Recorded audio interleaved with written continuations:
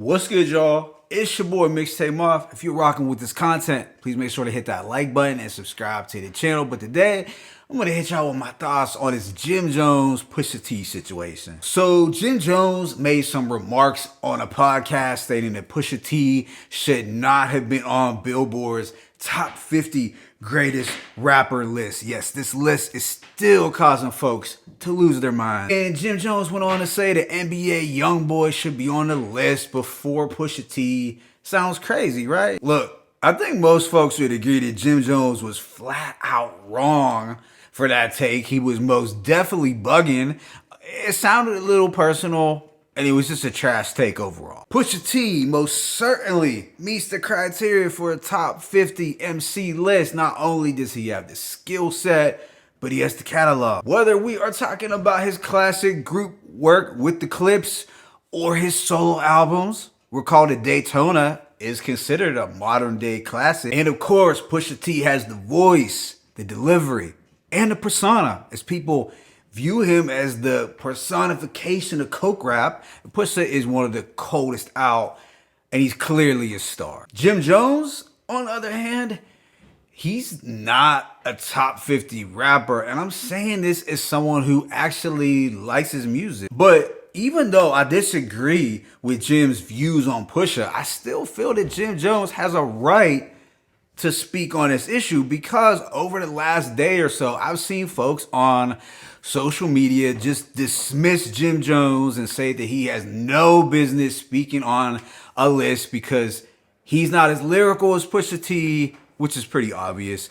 But these folks are acting like Jim Jones has made no contributions to hip hop whatsoever. So as a result, I'm here to bring about some balance and even give Jim Jones some props for his achievement. So sorry, Pusha fans, if you thought this video was just gonna be about trashing Jim. Look, here's the thing. Jim Jones is one of the biggest overachievers in hip hop, and that's not a bad thing to be. Is he a natural at it? No. However, he went from being considered the hype man and the weak link of the crew to becoming the guy who held Dipset on his back when Cam was inconsistent and when Jewels went AWOL. You know, it was Jim Jones who stayed hungry, who stayed down and honed his craft. Yeah, I know that Jim Jones is very easy to dislike at this particular moment, and he has had some bad takes lately. And let's not forget that Dipset as a group lost a lot of respect from folks after getting smoked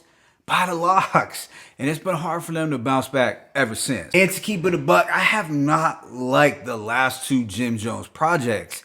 His most recent one with Hitmaker is trash. I couldn't even bring myself to finish it, and it's the short project. But at the same time, let's not act like Jim Jones did not have a resurgence around 2018 with his Wasted Talent album, followed by El Capo, the El Capo Deluxe, and the Fraud Department. I think most heads would agree that Wasted Talent and El Capo were two of the best albums from a Dipset member in recent times. Even prior to Dipset getting obliterated at Versus, there was a narrative that Jim Jones was the one who made the best albums out of all Dipset members. Yes, this was a real narrative, and I think it has some merit. So I say that to say this. Let's not do revisionist history and suggest that Jim Jones is this utter has-been who's trash just because we don't like his recent takes. And one more thing that I'm gonna give Jim Jones his flowers for is his impact on fashion. Reflect back to the late 2000s when everyone was still wearing tall tees and baggy jeans. I'd argue that it was Jim Jones who started the trend for hip hop to wear tighter fitting clothes. Think back to those Ed Hardy tees. I know they're atrocious to look at now, but think about how that style gradually grew into this rock star image that you still see traces of today. Now, some are gonna ask, well, what does fashion have to do with determining who's a good artist or who isn't? Well, it really doesn't, but I'd argue that fashion and swag has always been a major part of hip hop. Most of your favorite MCs were cool and knew how to dress.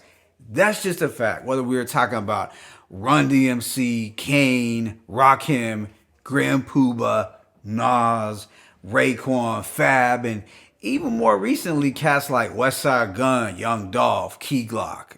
The list goes on. And that is something that Jim Jones definitely brings to the table, whether you like the man or not, is that he was mad influential on the hip hop game when we're talking swag. And this also kind of ties into one of Jim's points about no one wanting to dress like Pusha. Yeah, that was super petty of Jim, but he might not be that far off. As far as Jim's comments on NBA YoungBoy, I can't really speak too much on that because I don't listen to NBA YoungBoy. I think this is more of an age demographics argument, as NBA YoungBoy sales are crazy and his influence on the youth is strong without a doubt. So just because as older heads we may not like NBA YoungBoy's music sonically, that doesn't mean that NBA YoungBoy doesn't have a place in hip hop. He most certainly wouldn't be in my top 50, but he has a movement going on for sure. Let me know your thoughts on the Jim Jones situation in the comment section. Was there anyone who feels that he wasn't bugging? But please spare me the Jim Jones is a nursery rhyme rapper who couldn't tie the shoes or blah, blah, blah, blah. Yeah, I get it. Jim Jones isn't that lyrical, but he's not that trash. It's your boy Mixtape Moth. I'm signing out. As always, it's peace and blessings. Jim Jones, Pusha T Talk 1.